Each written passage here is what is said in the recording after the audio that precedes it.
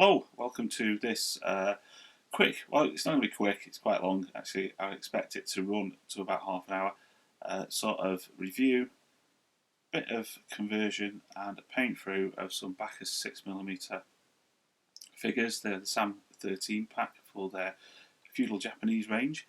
I'm doing this in relationship to the Banzai rules recently released from 2D6 Wargaming. I've got a review on the rule sets which should appear somewhere in a minute, and also there is going to be, or there is now on my Wargaming Life, a group dedicated to Banzai, although I think there's only one member, so come along and join. The link will be up here, and if I think of any other links I'll put them up here and in the little box below. Also I'm going to put a little menu in the box below to the start of the paint through, the conversion and the review. So if you only want to see one of those things, you can just click on it and go straight to it. So without further ado, let's get on with it. Run BT. This is the contents of the SAM13 pack from Baccus. That's the Ashigaru-yari spearman, 6mm. They're £5.50 a pack. I bought two of them, so that's 11 quid. So yeah, SAM13. Anyway, we'll be going through all of these packs over this series, but I'm starting off with the Yari because they are probably the simplest ones to get me going. There's enough to do 4 bases of 25 figures, so I've got 8 bases, which I think is probably useful enough. So you get 4 of these like guys with a big flag, which I presume is the unit marker, and they're all pretty much the same as you can see there. Say Baccus, absolutely beautifully detailed miniatures for the scale, virtually zero flashing. I have run them through the ultrasonic bath just to get any sort of stuff off them, so might be a bit shinier than what you actually see them initially, but they're really crisp. Some of the crispest miniatures I've seen for a long time at 6mm. Yeah, so one of the things that I will be doing, I'll remove these spears because they are a bit bendy, as you can see. So I'll cut them off and I'll replace them with sewing pins. So as I've said, I'm replacing these spears pikes because they are a bit bendy. So generally what I do is cut them off there.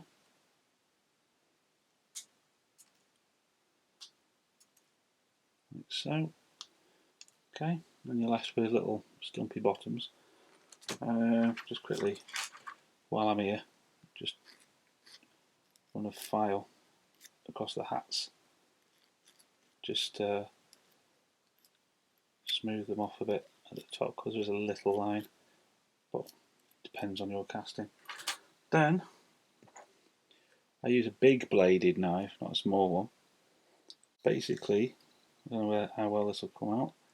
Just cut at an angle, like so, and then sort of scrape down and take the bottom of the spear off,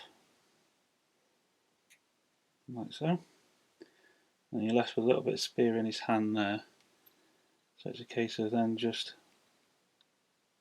cut a V, like so.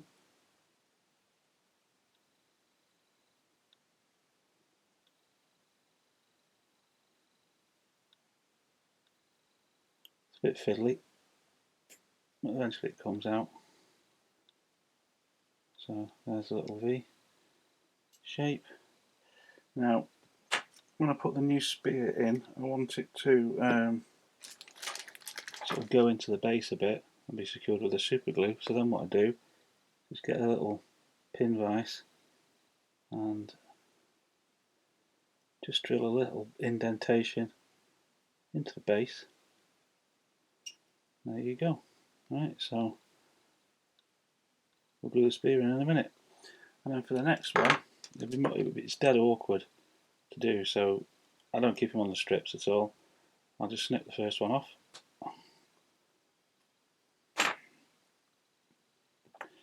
And then repeat the process for the next one. Okay.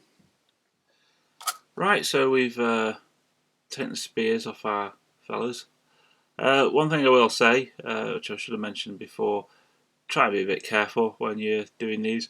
And the other thing is, by using a larger knife rather than a smaller knife, it is actually easier and probably safer. And you don't really need that much pressure, but just be a bit careful when you cut them off, because you can slip. So I wouldn't advise, if you're a bit sort of wobbly with the hand, to bother doing all this sort of stuff. Anyway, next up is these. These are glass pins, glass-ended pins. So this bit here is glass, right? And what I've been doing is basically getting a pair of pliers. Now, because it's glass, I would advise the best way to do it is to get a bit of tissue, whatever. You put your thing in there. Oh, I'll do it with a different colour because you won't see it otherwise against white. So let's use a dark colour. So you put your thing in there like so. Just wrap the tissue round and then squeeze. Did you hear that? That's a crack.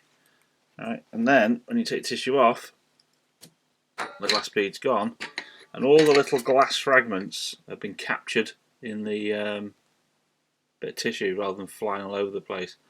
Because when you've done 20 odd of these things, it tends to be quite a lot of glass. So it's as simple as that. That's the best way. I like doing these ones because I don't have to do any cutting. If you are using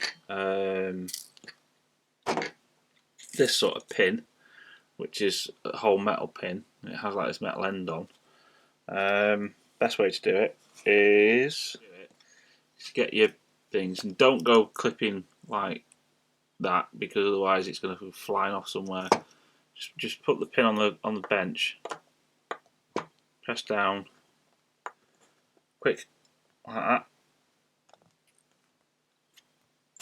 There you go. So it's all kept in place. There's your little end, and there's your pin. Right, so I suppose we've got to glue them on now. Anyway, gluing them on. The best way I found is you blob a bit of super glue on something, get your pin,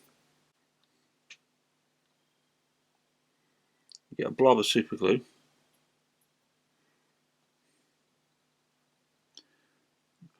start at it's always best to start at this end. You put your blob of super glue on the bottom there, run a bit of super glue into the hand, and then run the whole thing down onto the bottom. Okay, so you've got like a blob of super glue that will go hard and sort of keep the bottom in, and then that'll stick to his hand like that. So I'll go off and do the rest of them and show you when they're done. Stuck on. I've tried to keep them as level as you can. You can't keep them dead level. They will look a bit wavy. But I think it looks pretty cool when they're all on the base actually. If they're a bit sort of askew rather than all pointing up exactly the same. It adds a bit of sort of like humanity maybe. But anyway, so I'll just make sure all the super glue's gone off, then we'll prime them. Right then, so primed up. I use the Vallejo Surface Primer, and I brush it on. Don't spray it on or anything. Don't do any spraying at all, really, to be honest. So the first thing I do is give it a dry brush of, in this case, ivory. put any sort of light colour in. That's a bit heavy. That's still a bit heavy. There we go. Better. Didn't really matter that it was a bit heavy because a lot of it will go over in black. But I'll do the flags a bit lighter because I want to go over them in a lighter colour. The reason I just do the dry brushing is that it will just make the colours stand out a bit lighter and increase the contrast.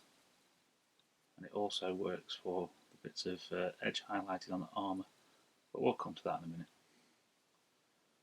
Right, there we go. Okay, so stage 1 complete. Okay, next stage is I'm just going to use a bit of flesh. Any flesh will do.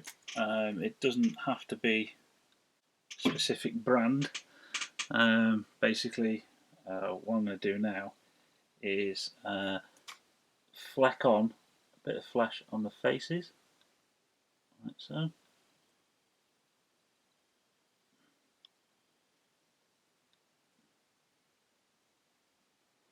And then on the hands, which are here.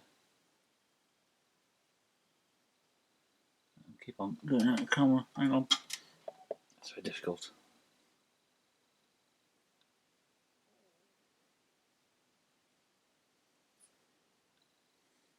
On this side, where I put the cut the hands off and put the new pose on, the new spears, I just paint a bit on across the spear. We'll come to that in a minute, a bit later on, because we'll probably have to redo this bit. But it's just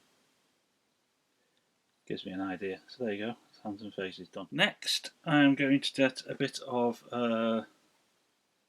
weathered wood. The reason I use this colour is it's sort of, I'm going to paint something that's supposed to be bamboo, I suppose. This is the first fiddly bit. It's not that fiddly, but you'll see. But essentially, they've got these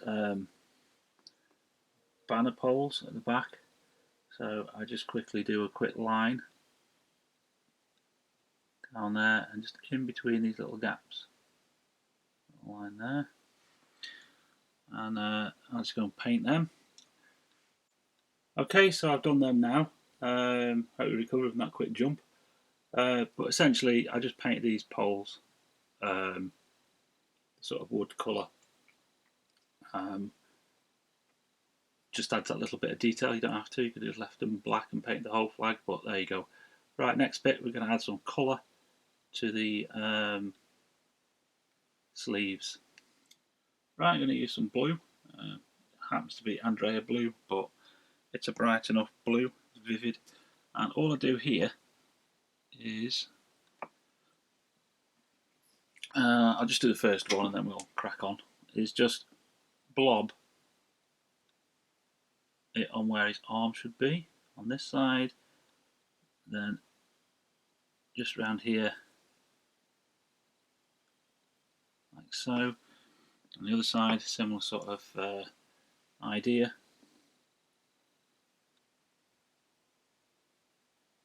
Bit on there. Around the back of his trousers, you can't see me there. And bit under there. And they have a sash that goes around the middle. And I'm just painting this blue anyway, just to sort of brighten everything up. And it goes round the back here. Oops.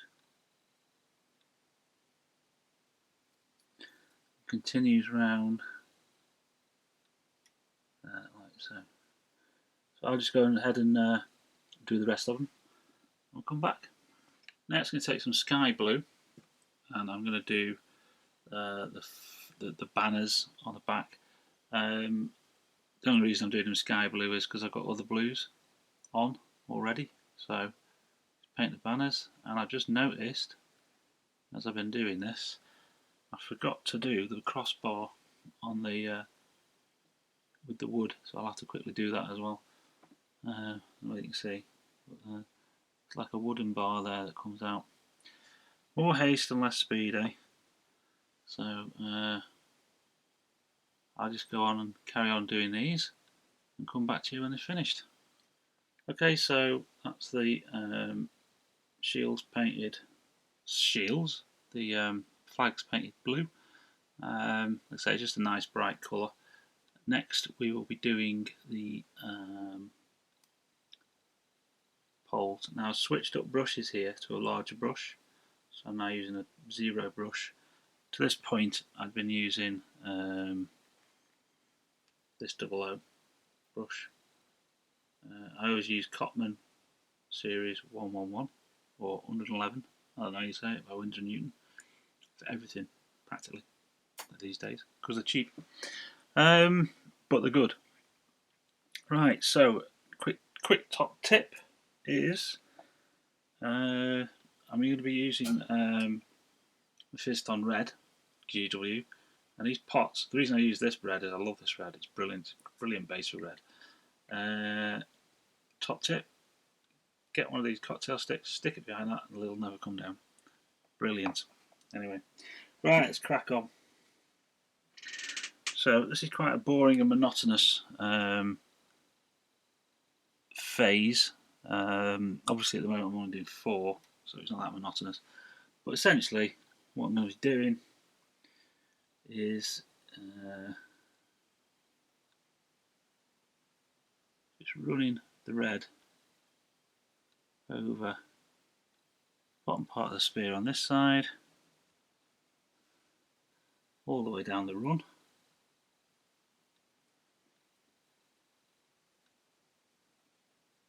And then just paint the spears.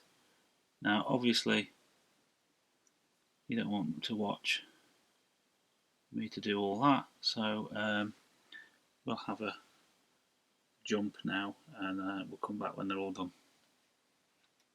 Okay, so there you go. They're red spears now. So we've done the blue arms and legs and a little sash, bamboo, wood, pole, a blue flag, and a red spear. The next little bit, I'm going to take my humongous 0 brush again and get some, when I can find it, dark mud. Maybe fingers, dark mud, and I'm just going to blob that on the bases. At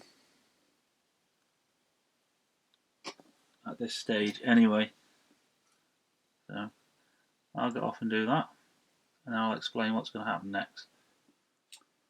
Finally, then, for this bit, I'm going to get some black. This is the black I use. I really like this black.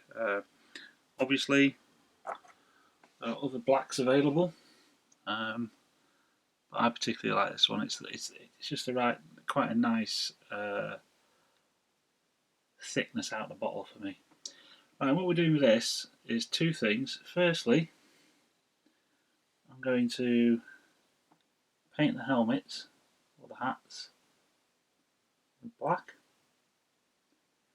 I'm reliably informed that the helmets can be any colour, or the hats can be any colour, to be honest, but as they use them as cooking pots as well, they tended to be black. Now I just leave a little rim, if I can, around the edge, just to give it a bit of whatever.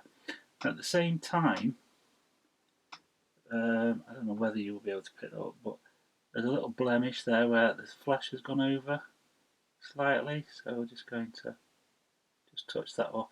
And any other spots where we painted over the colour or it's too light or whatever, just dab a bit of black on, just to fill in things.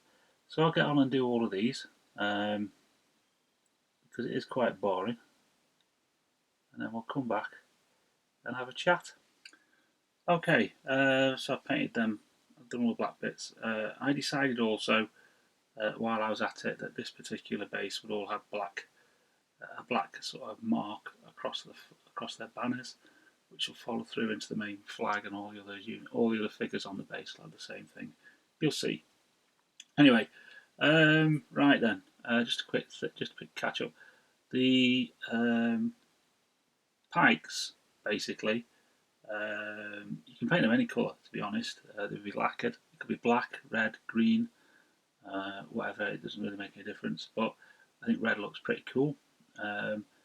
You could, at this point, finish and just put some little dabs of a metallic colour on the end and base them up, and you're done. But you know me, I won't do that. What I'm going to do now is give them a wash. And the wash I'm going to use is Citadel Reichland Flesh Shade. It'll just give a nice colour to everything, and it will make those sort of light bits that we did when we dry brushed, you know, the sort of, you can see that it's still quite white. Oops, where are we? It's still quite white. It'll sort of dull them down and they'll look more real, well, not realistic, but you know what I mean, they'll sort of blend in and you won't notice them as much.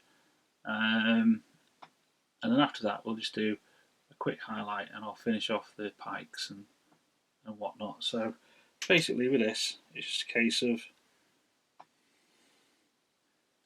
blob it on. Obviously when you do blob it on, you've got to make sure that you blob it off as well. You don't want massive pools, but don't be frightened. Yeah. In fact, what I'll do is I'll just do these two because it's a bit awkward with the camera. But then you just take it off, the pools at the bottom. Just make sure, I'll just clean off a bit off the flags. Just tidy them up. And we'll let that dry and come back and finish off. Okay, so the wash is now dry. What we're going to do is just put a few spots of our blue on. Oops. A few spots of our blue on, just to brighten things up slightly. You may think, what's the point? But it just adds a bit of 3D. You can see what I'm doing here. It's just a touch. It's not like doing the whole arm again. Just a quick touch on the front portions. Just gives a bit of depth.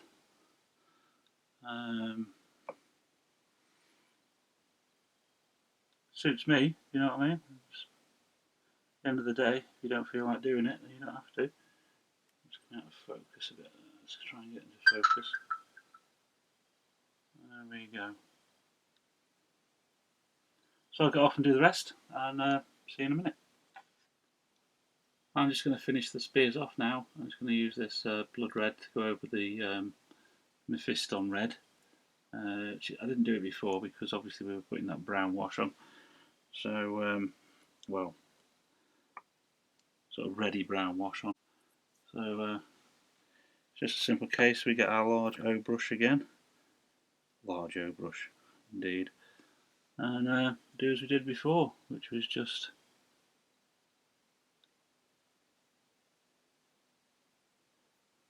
paint it on.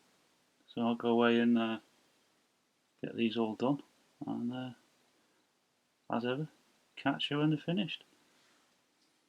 Right, so let's move the light round.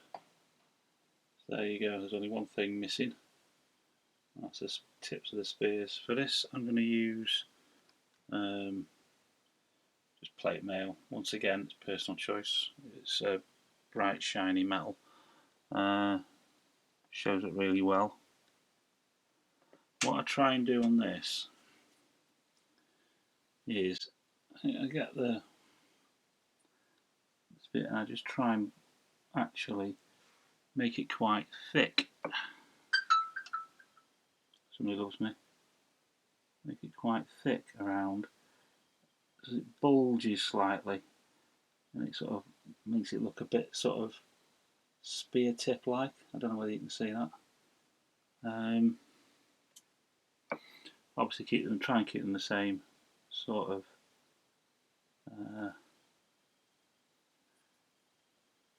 length along the shaft of the spear. You can always touch up the red afterwards if some of them go a bit long or a bit uneven. But there you go. So this last one.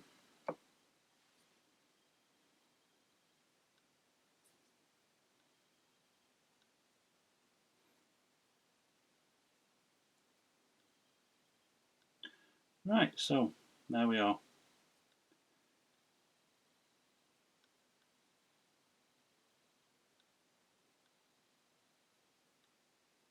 Let's get them based up. Okay, so this is the unit based up. Obviously, we only painted through 4, but there are 20 on here, including the big bannery dude. I think they look really well. Really good, quite nice together. The base sizes are pretty cool as well. Makes them look good, and they're not too compact, which is a good thing because they didn't fight in a compact way as the European counterpart pikemen would. These are, I think, the Nagae or Nagae-yari Ashigaru, which is sort of pikemen basically. And this is the rest of the ones that I've just done on that batch. I think look quite well together. Now, the reason why they have this blue basing on the front line is that in Banzai it helps identify each of the troops. Now these are because they're spearmen and everything, they are represented by the element of water, and obviously it's blue. I'll be using sky blue for my monks, or Sohi, or Sohai, whatever I think they're called. And if I can lay my hands on it, Prussian blue light for my samurai, or foot samurai. So that's the reason why that is. And there you go. So I think as a start, they're pretty good.